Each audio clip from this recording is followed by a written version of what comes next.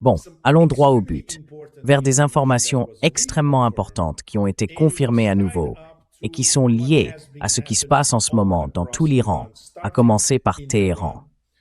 Les scènes absolument incroyables de millions de personnes dans les rues de Téhéran, lors du cortège funèbre du dirigeant martyr, l'Ayatollah Khamenei, puis à Qom, à Najaf et à Karbala, avant de se conclure à Mashhad, dans l'est de l'Iran, jeudi dernier. Ces images sont tout simplement stupéfiantes pour la planète entière, pour le Sud global, et beaucoup de gens du Sud global les suivent de près, et bien sûr aussi pour le Nord global, ou ce que j'appelle l'espace Natostan, qui lui n'est même pas présent, et dont les médias, évidemment, ignorent complètement ce qui se passe dans les rues d'Iran.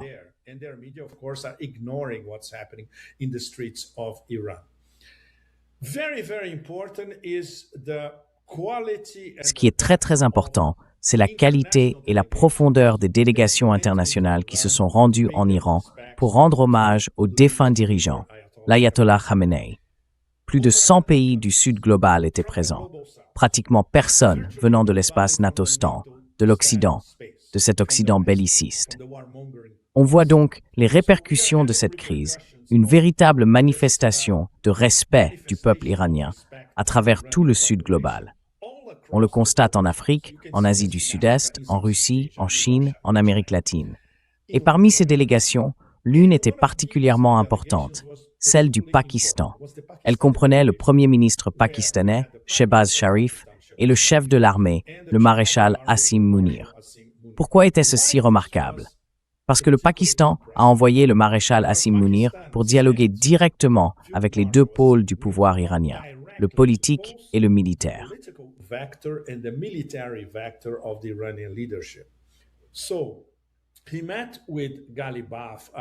Alors, il a rencontré Ghalibaf, Araghchi et Pezeshkian, donc le versant civil, mais il a aussi vu ses très bons contacts au sommet des gardiens de la Révolution. Et l'un des sujets clés dont ils ont parlé, si ce n'est le sujet principal, c'est la relance du protocole d'accord, le fameux MOU. Jusqu'à ce week-end encore, beaucoup d'entre nous pensaient que, cette affaire était déjà enterrée. Donc, vu la sensibilité extrême de ces informations, qui viennent directement des acteurs impliqués, voilà ce qu'on peut affirmer avec certitude. Essentiellement, 5 points. Premier point, pendant ces discussions à Téhéran, liées aux cérémonies des funérailles de l'Ayatollah Khamenei, le Pakistan a relancé le MOU, et ce protocole d'accord est désormais de nouveau sur la table. Les discussions indirectes vont donc reprendre très bientôt.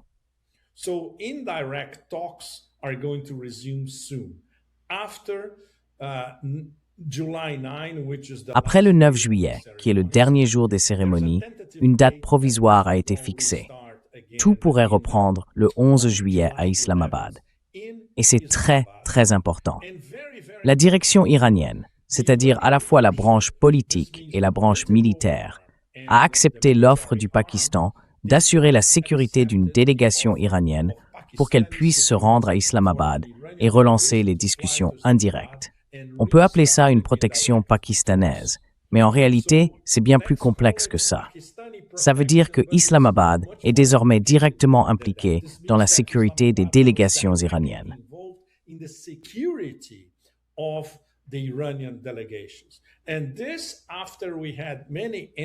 Et tout ça, après plusieurs cas dont on a parlé ici, à Transition Protocol, concernant des complots israéliens visant soit des délégations iraniennes, dans le cadre du protocole d'accord, soit même les délégations pakistanaises qui s'étaient rendues à Bürgenstock, en Suisse.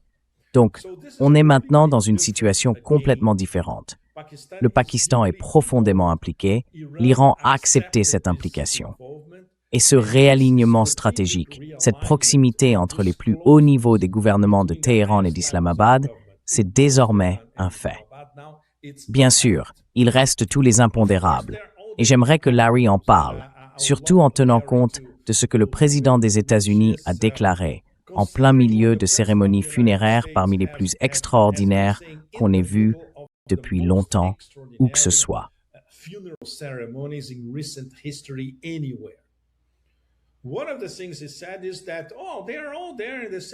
L'une des choses qu'il a dites, c'est Ah, ils sont tous là, au même endroit. On pourrait tous les abattre. Mais ensuite, il a ajouté, il n'y aurait plus personne avec qui discuter. Je vous laisse juger de la grossièreté de cette remarque, même en tenant compte du fait que le président des États-Unis ne se souvient même plus de ce qu'il a dit 5 secondes plus tôt. Mais maintenant, c'est dans le domaine public. Cela veut dire qu'il ne considère pas la direction iranienne, ni politique, ni militaire, comme digne d'une négociation. Alors, Larry, à toi de décoder ce qui se passe dans le cerveau de Donald Trump. Disons que je te donne là un cheval de Troie. A Trojan horse. Boy, that's a deep, dark assignment. C'est une mission vraiment lourde, presque sombre. Vous savez, je disais tout à l'heure que Pepe et moi avons un ami en commun, Nima, et je n'avais pas entendu les commentaires de Bibi Netanyahou. Mais j'ai dit à Nima en plaisantant, « Tu sais ce que prouve cet enterrement? Il prouve que l'Occident a raison, que l'ayatollah Ali Khamenei était très impopulaire parce qu'il n'y a eu que 14 millions de personnes présentes. Ce qui veut dire que 76 millions d'autres ne sont pas venus. Évidemment, ça oublie le fait que c'était uniquement à Téhéran et que Téhéran compte 16 millions d'habitants. Donc en réalité, on peut dire que plus de 80% des gens de la ville étaient là. Les jeunes enfants sont sans doute restés chez eux, les personnes âgées aussi, mais c'était une foule immense, vraiment immense.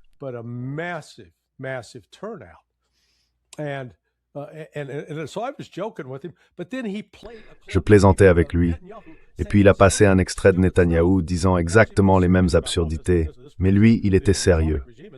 Il disait « Ah, ça prouve que le régime islamique est impopulaire. » On vit vraiment dans un monde d'illusions et de mensonges permanents. La vérité, c'est que ce qui se passe cette semaine est sans précédent dans toute l'histoire du monde, pas seulement dans celle du 21e ou du 20e siècle. D'après le livre Guinness des records, le précédent record pour la plus grande assemblée de personnes lors de funérailles remontait à 1989, pour les funérailles de l'ayatollah Khomeini. Aujourd'hui, l'ayatollah Sayed Ali Khamenei bat largement ce record. Khamenei is breaking that record substantially. And both in terms of the presence of world leaders, et à la fois par la présence des dirigeants du monde et par le nombre de personnes venues pleurer sa disparition. Et franchement, je ne pense pas que l'Occident mesure vraiment l'importance de ce moment. Parce que, encore une fois, en parlant avec Nima, qui a maintenant 42, 43 ans, l'âge de mon fils, il est né en plein milieu de la guerre Iran-Irak. Donc si on regarde la société iranienne, seuls les gens de 56 ans et plus ont encore un souvenir, même partiel, de cette période vers la fin. Je sais que, par exemple, notre ami le professeur Morandi, il avait 16 ou 17 ans quand il s'est engagé pour combattre avec la milice pendant les 2 dernières années de cette guerre. in the very last 2 years of that war. So everybody who's under the age of 55, they really have. Donc toutes les personnes de moins de 55 ans n'ont en réalité aucun souvenir précis de cet événement. Aujourd'hui, on parle de gens à partir de 15 ans, pour qui cette expérience va rester gravée. Et surtout, si vous avez 15 ans, vous regardez vers les 50 ou 60 prochaines années, c'est un souvenir fondateur qui va influencer l'avenir du gouvernement iranien en créant une unité parmi le peuple iranien comme on n'en a jamais connu. C'est dans ce contexte que l'Iran essaye de gérer le protocole d'accord. Il y a, à l'intérieur du pays, des voix critiques qui pensent qu'il faudrait simplement l'abandonner. Et pourtant, je peux comprendre du point de vue iranien que oui, c'est vrai.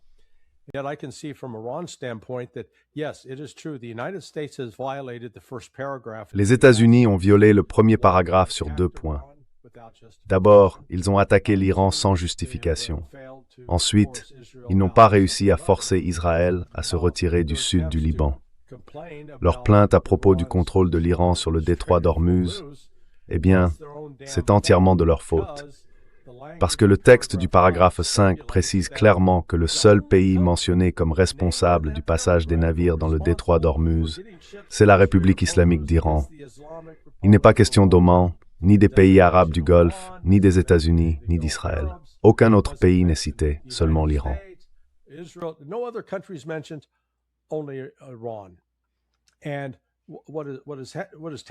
Ce qu'on voit se passer et qu'on constate encore aujourd'hui, c'est que pendant que les États-Unis essaient de faire passer certains navires sans respecter les protocoles du Golfe Persique mis en place par l'Iran, la réalité, c'est qu'aujourd'hui, je dirais que 95% de ces navires qui sortent suivent le protocole iranien. Ils s'enregistrent auprès de l'Iran, ils déclarent leur destination, ils déclarent leur cargaison. Et aujourd'hui, on voit, moi, j'ai vu au moins dans les 2 dernières heures, 3 très grands pétroliers, un porte-conteneurs et même un navire transportant des véhicules. Donc ils sortent, et la plupart des destinations sont en Asie. Autrement dit, malgré la violation du protocole d'accord par les États-Unis, l'Iran en tire profit.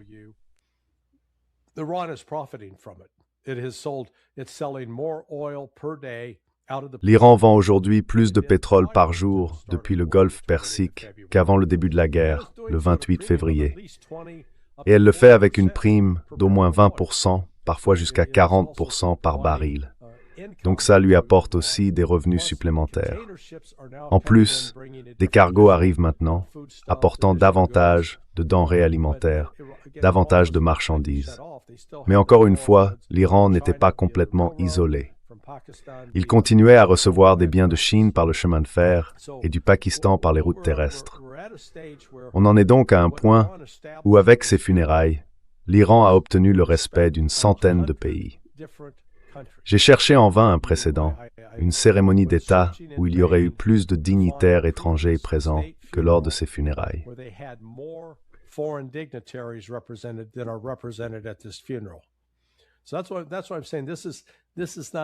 C'est pour ça que je dis que ce n'est pas juste un événement de plus, c'est historique et il est important que les gens comprennent ce qu'ils voient dans une perspective historique. Maintenant, pour ce qui est de la suite, il reste encore des points très délicats et non résolus dans le protocole d'accord. Les États-Unis ont levé le blocus, ils ont aussi levé les sanctions sur le pétrole et sur les banques qui traitent ce pétrole. Mais les États-Unis n'ont pas débloqué les avoirs. Et malgré l'espoir exprimé par le passé par le Pakistan, selon lequel les Saoudiens et les Qataris interviendraient pour fournir les fonds, cet argent n'a toujours pas été versé. Voilà la différence entre l'espoir et la réalité. Certains acteurs pensent que quelque chose va se produire, mais derrière, il n'y a pas d'action concrète.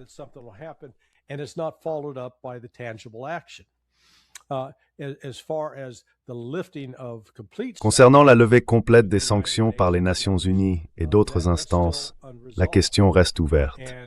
Et l'Iran ne montre aucun signe de volonté de changer de position. Ils campent sur leur position. Ils ne négocieront pas sur le nucléaire tant que les autres sujets ne seront pas réglés. Du coup, la balle est dans le camp des États-Unis. Et je voudrais conclure là-dessus. La question essentielle, c'est de se demander pourquoi les États-Unis ont signé le protocole d'accord. Ils l'ont fait, comme l'a dit Donald Trump au G7, parce qu'il a déclaré « Nous n'aurons plus de pétrole dans 4 semaines ». Alors il ne voulait pas dire que le pétrole extrait du sol allait soudainement disparaître. Ce qu'il voulait dire, c'est que le pétrole, à forte teneur en soufre, celui qui vient du Golfe Persique, et des énergies commerciales pour produire du diesel et une carbonation.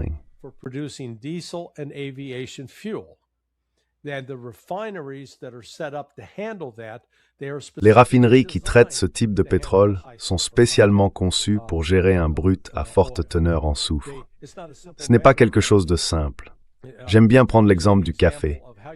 Si vous faites un café avec une machine à dosette, vous prenez une capsule, vous la mettez, vous fermez, vous appuyez sur un bouton, et voilà, le café sort.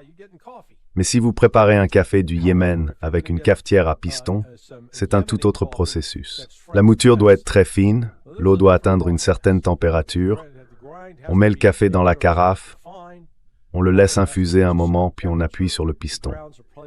Ce sont 2 façons différentes de faire du café.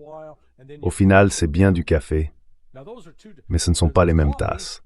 Eh bien, pour le pétrole, c'est pareil. C'est pas parce qu'il est noir et visqueux qu'il est identique.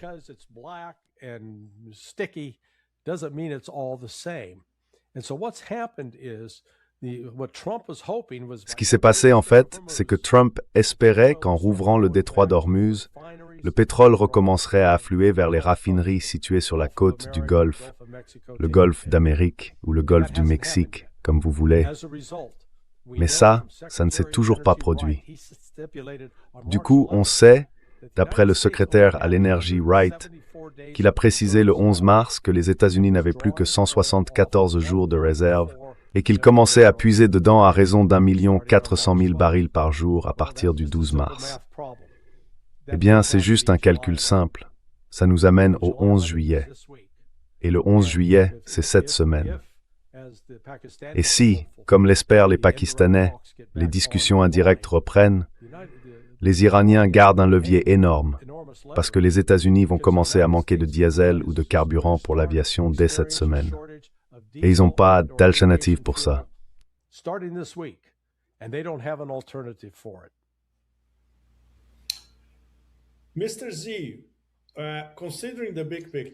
Monsieur Z, si on regarde les choses dans leur ensemble, tout ça est directement lié à l'épuisement des réserves stratégiques de pétrole.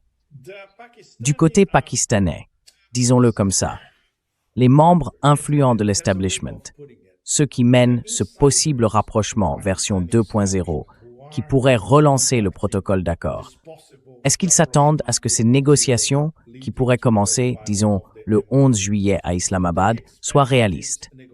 Ou bien, une fois de plus, est-ce qu'ils pensent que les Américains vont continuer à gagner du temps encore et encore? Et bien sûr, cela reviendrait à ne pas respecter certains paragraphes essentiels du protocole d'accord qu'ils ont signé, que leur président a signé.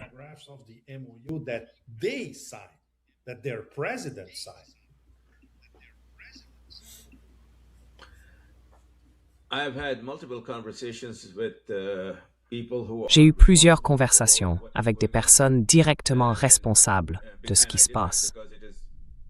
Et je l'ai fait parce qu'il est essentiel pour nous sur cette chaîne de rapporter ce que nous pensons être la vérité sans phare. C'est pour cette raison que j'ai pris sur moi de me lever même au milieu de la nuit pour avoir ces échanges. D'après tout ce que je sais, je ne prétends pas lire l'avenir. Mais je peux vous dire, fort de mes 40 années d'engagement actif dans la politique américaine au Moyen-Orient et de mon expérience de ce qui s'y joue, qu'ils sont cette fois d'un sérieux absolu dans leur volonté de faire aboutir cette démarche.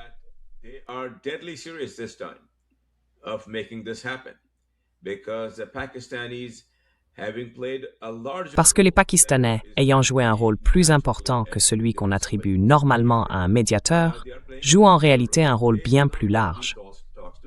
Ils ne veulent pas que ces discussions échouent. C'est donc leur responsabilité de montrer à chaque partie qu'ils sont sérieux. Ils ont assuré les Iraniens que les Américains le sont. Ils ont assuré les Américains que les Iraniens le sont aussi. Et ils ont garanti aux Iraniens que la sécurité serait assurée. Pour cette raison, le gouvernement du Pakistan et l'armée pakistanaise ont mis à disposition leurs forces les plus d'élite pour les Iraniens, qui seront escortés et protégés pendant leur séjour à Islamabad. Et d'après tout ce que je sais, ces discussions devraient aboutir à une résolution véritablement significative.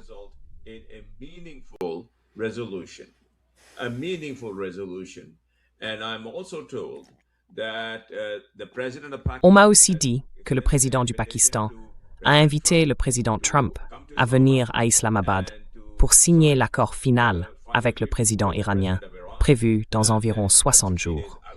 On m'a confirmé que cette invitation a bien été transmise.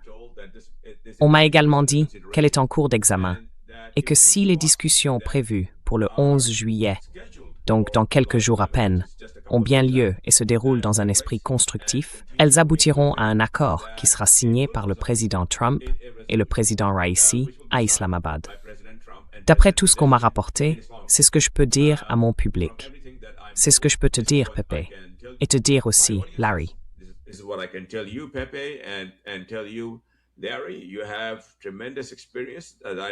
Larry, tu as une immense expérience que je respecte dans le monde des médias, dans la sécurité et dans tout ce qui touche à la CIA. tu peux comprendre et interpréter les choses comme tu le souhaites. Mais j'aimerais ajouter un élément pour que tout le monde en tienne compte. Ce n'était pas un fait accompli. Rien n'était décidé avant qu'il y ait une rencontre en personne entre Asim Munir, le maréchal, le Premier ministre Shahbaz Sharif et Mohsen Naqvi. Son rôle est souvent minimisé, mais en réalité, il est très important parce qu'il représente 40 millions de chiites et qu'il est très respecté dans les cercles religieux iraniens. Ils étaient à Téhéran pour les funérailles. Et il y a eu une rencontre directe entre ces hommes, la direction iranienne et les gardiens de la révolution. C'est à ce moment-là que la décision a été prise.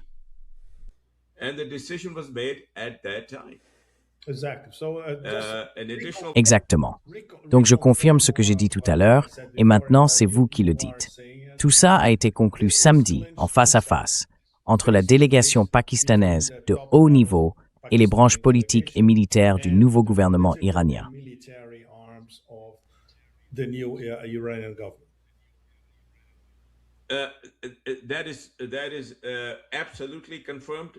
C'est absolument confirmé à 100%, encore et encore.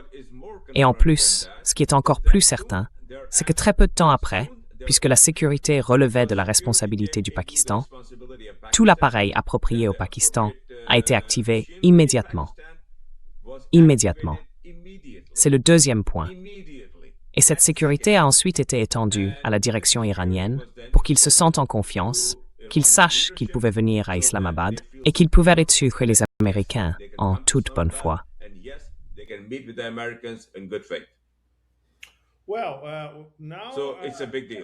Donc oui, c'est important, mais il y a un facteur qui complique les choses. Est-ce que la direction iranienne croit vraiment que ça peut aboutir à quelque chose? Est-ce qu'ils feraient l'effort d'aller à nouveau à Islamabad en espérant que ce soit un dialogue réellement constructif?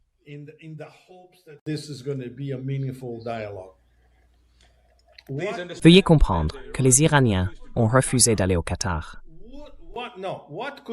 Qu'est-ce qui pourrait leur prouver que ça vaut vraiment la peine? Qu'est-ce qui a changé aujourd'hui par rapport à la semaine dernière?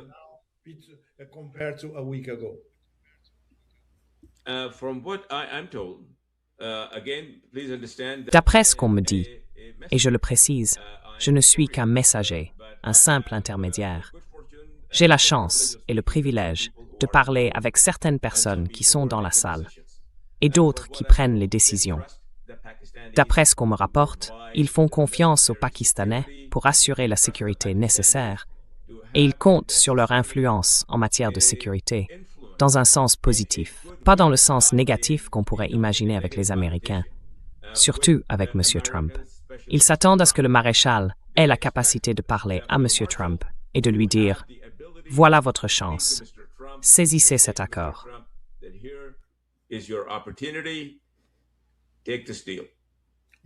Oui, c'est ta sortie possible. Il n'y a pas d'autre issue sur le marché. Il n'y a pas d'autre issue possible.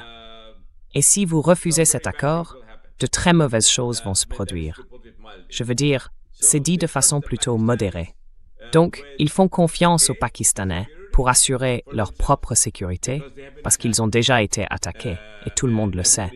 Ils comptent donc sur les Pakistanais pour assurer la protection.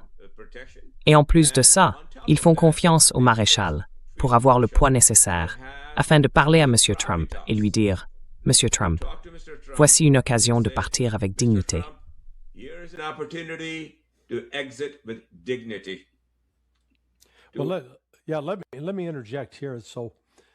Oui, laissez-moi intervenir un instant. En gros, pour ceux qui nous écoutent ou qui nous regardent, ou les deux, ce qu'on vous dit, c'est que si vous voulez comprendre un peu ce qui se passe, voilà ce qu'il faudra surveiller jeudi ou vendredi 11, et je dirais aussi samedi 12. Oui, ce sera samedi. Le 11 tombe un samedi. Oui. samedi 11. Si les délégations des États-Unis et de l'Iran arrivent à Islamabad et qu'elles tiennent des discussions indirectes, ou mieux encore des discussions directes, alors ce sera un signe que, en fait, des efforts sont en cours pour maintenir le protocole d'accord sur la bonne voie et pour parvenir à un règlement diplomatique. Si cette rencontre n'a pas lieu, malgré les efforts des autres, y compris du Pakistan, pour qu'elle se tienne, ce sera le signe que le protocole d'accord est en difficulté. Je veux dire, il est déjà en difficulté, mais il n'est pas mort. C'est le genre de situation où, vous savez, aucun de nous n'a de boule de cristal.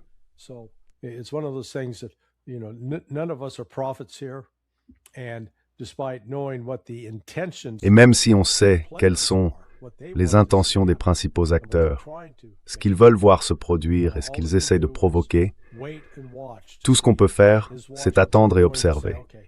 Est-ce que Washington va dire « D'accord, il faut qu'on parle, qu'on s'assoie à la table, qu'on discute avec les Iraniens directement ou indirectement, et qu'il faut faire avancer ce processus. Parce qu'avoir un protocole d'accord solide est essentiel pour parvenir à un règlement pacifique. Parce que je vous le garantis, je pense que l'économie des États-Unis commencera à souffrir s'il n'y a pas de règlement négocié à cette guerre.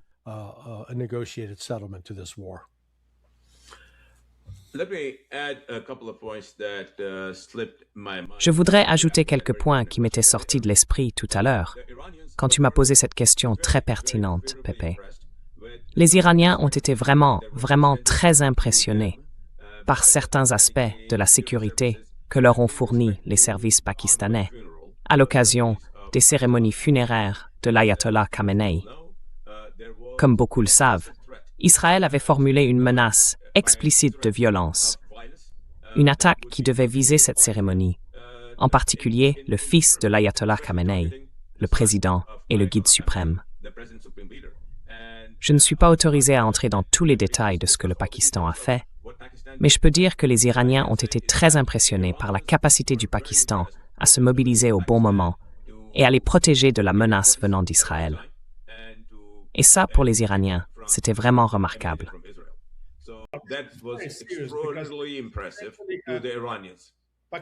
Les services de renseignement militaire pakistanais ont intercepté un complot visant à assassiner Mostafa Khamenei. C'est extrêmement grave.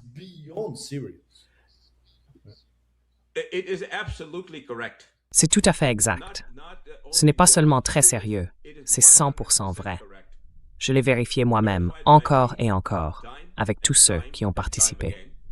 Et vous pouvez facilement imaginer de qui il s'agit. Est-ce que ces informations sont parvenues jusqu'à la Maison-Blanche, d'après ce que tu sais, Mike?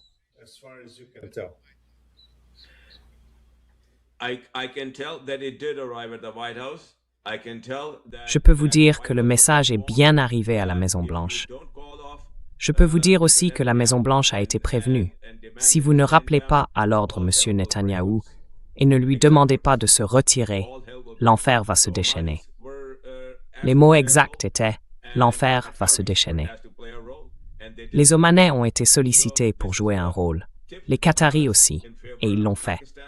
C'est ce qui a fait pencher la balance en faveur du Pakistan, choisi comme partie prenante pour organiser une rencontre indirecte, entre les Iraniens et les Américains, afin de reprendre là où ils s'étaient arrêtés au Bundestag.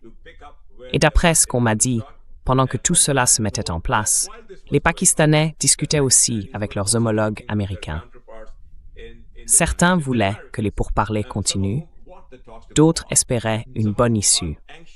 Ils leur ont dit que c'était le bon moment, et cela parce que les Iraniens étaient prêts à dialoguer, et qu'ils étaient là pour leur offrir un cocon de sécurité. Islamabad serait verrouillé comme un tambour pendant toute la durée de ces échanges.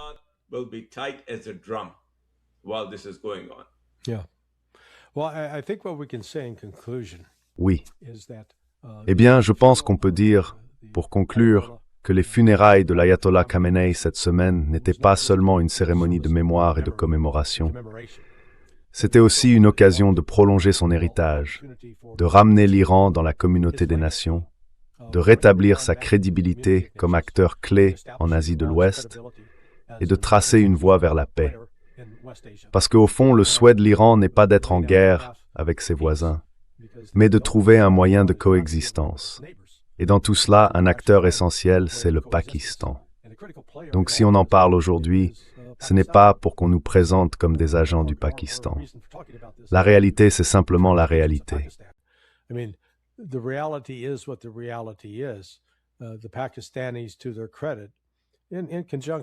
Les Pakistanais, il faut le reconnaître, jouent un rôle très important, avec un soutien considérable de la Chine, pour essayer de lancer un processus de paix. Ce processus doit prendre en compte la situation de fait qui existe aujourd'hui dans le Golfe Persique. Autrement dit, l'ancienne présence militaire américaine, la forte présence à Bahreïn, au quartier général de la 5e flotte, et la présence importante sur la base aérienne d'Al-Udeid, tout cela appartient désormais au passé. Ces forces ont été retirées. Ces bases ne sont plus que des symboles, elles ne représentent plus l'avenir. Toute l'architecture de sécurité de la région est donc en train d'être repensée et reconstruite sur de nouvelles bases. Et dans cette nouvelle configuration, l'Iran va bien sûr jouer un rôle essentiel.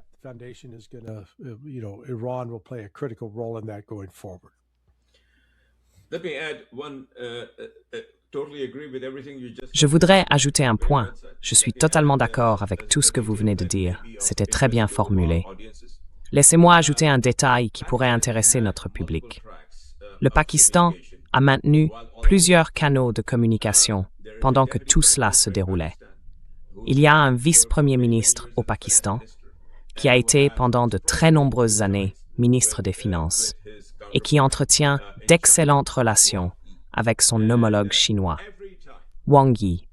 Et chaque fois que quelque chose était dit aux Américains ou aux Iraniens, c'était d'abord dit, pas ensuite, mais d'abord, aux Chinois.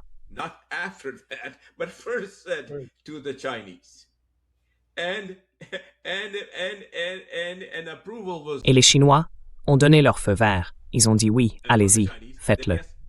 Donc, le Pakistan agit comme un partenaire de la Chine. Un partenaire junior, bien sûr, mais un partenaire quand même. Pas un simple exécutant, un vrai partenaire.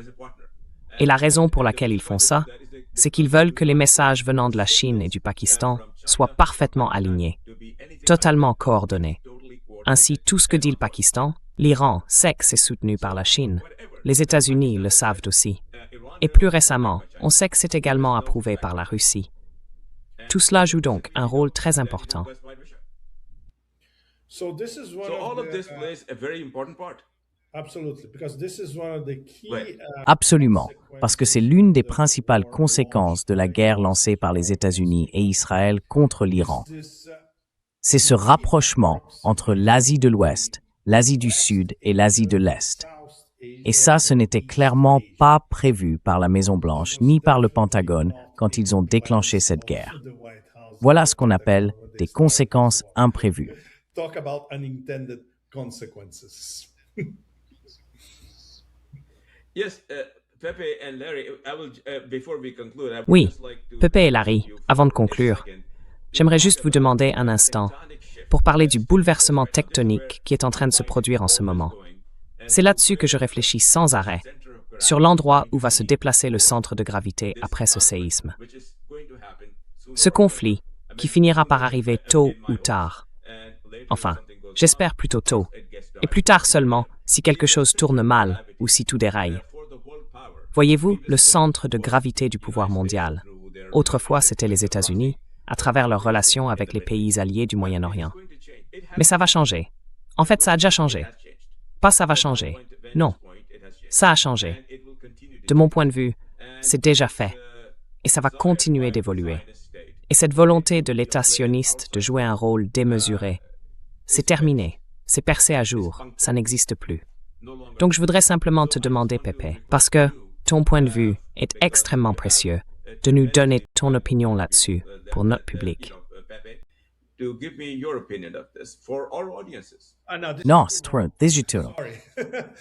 This is Just Juste un résumé, s'il vous plaît. please. no, you cannot do this in 5 minutes. Zulfikar. Non, It's tu ne peux pas faire ça en 5 minutes, Zulfikar. C'est complètement absurde. J'écris sur ce sujet depuis presque 20 ans, sans interruption, pratiquement tous les jours, pendant tous mes voyages. Je suis un peu l'homme de la route de la soie, entre autres, parce que je parcours vraiment les anciennes et les nouvelles routes de la soie, bien avant qu'elles ne soient inaugurées par Xi Jinping en 2013. Même chose pour les oléoducs. Je parlais déjà de la réorganisation des réseaux de pipeline à travers l'Eurasie il y a plus de 20 ans. Donc ma trajectoire professionnelle est intimement liée à ce gigantesque processus d'intégration eurasiatique. C'est le thème de la plupart de mes livres, ce sera aussi le thème de mon prochain livre. Et c'est la raison pour laquelle je passe autant de temps en Russie, en Chine et aussi en Iran. J'ai d'ailleurs été en Iran 10 fois.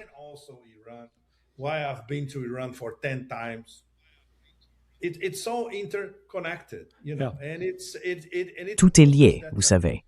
Et c'est un processus que l'on peut suivre en direct, sur le terrain, à travers tous ces états de civilisation et les autres, ceux qui se croisent ou qui gravitent autour.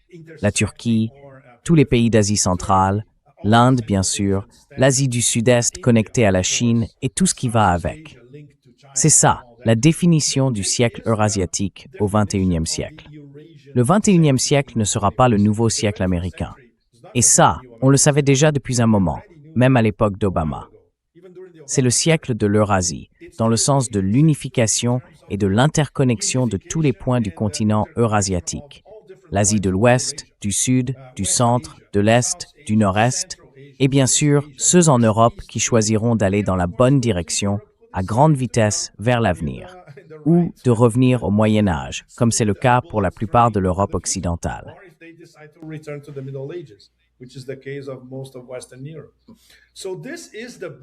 Alors, c'est le grand sujet géopolitique. Bon, tu as répondu à ma question, sans vraiment y répondre. Pepe, merci beaucoup. Tu as répondu à ma question sans y répondre. Larry, prends 2 minutes. Dis-moi ce que tu en penses. Non, je pense que ce que Pepe a fait, c'était simplement un excellent avant-goût de ce qui arrive, avec la discussion qu'il aura avec vous demain, où il pourra développer davantage. Exactement, oui, oui.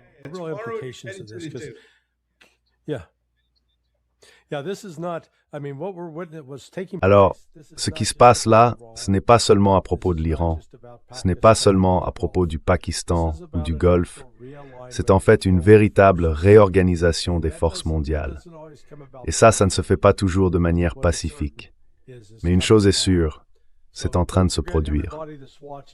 Donc n'oubliez pas, pour tous ceux qui regardent, mettez un j'aime et abonnez-vous. Si vous allez sur Substack et que vous cherchez Transition Protocol, vous trouverez la page. Vous pouvez ensuite vous inscrire à une newsletter hebdomadaire qui vous donne une sorte de mise à jour écrite des informations.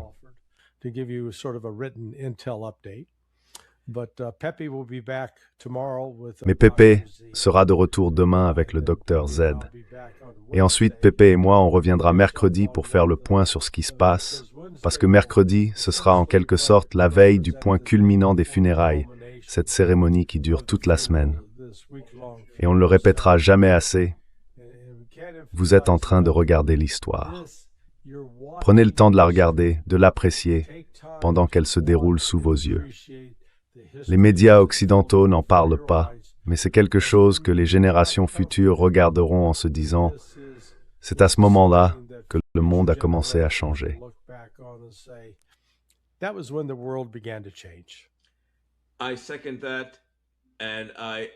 Je suis tout à fait d'accord. Et je soutiens absolument, mais alors absolument, tout ce que tu viens de dire, Larry, et tout ce que tu as dit aussi, Pepe. J'ai énormément de respect pour vous, pour la façon dont vous dites la vérité, comme vous l'avez toujours fait tout au long de vos carrières. Et cette chaîne, Transition Protocol, existe justement pour ça, parce que nous voulons être ceux qui vous apportent la vérité, sans phare. Et que c'est la vérité que nous ne couvrirons jamais. Jamais.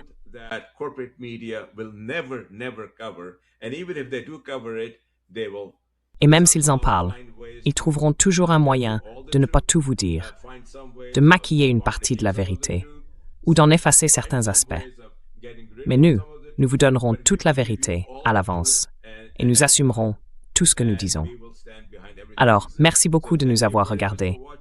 N'oubliez pas de cliquer sur j'aime et de vous abonner. Et allez sur Substack pour trouver Transition Protocol. Vous recevrez chaque semaine notre lettre d'information directement dans votre boîte mail, avec un briefing d'informations de très, très haute qualité. Merci messieurs. Merci mesdames. On se retrouve demain avec Pepe, qui vous apportera plus d'informations, puis à nouveau, tous ensemble mercredi. Je vais appuyer sur le bouton Stop maintenant. Merci beaucoup. Thank you.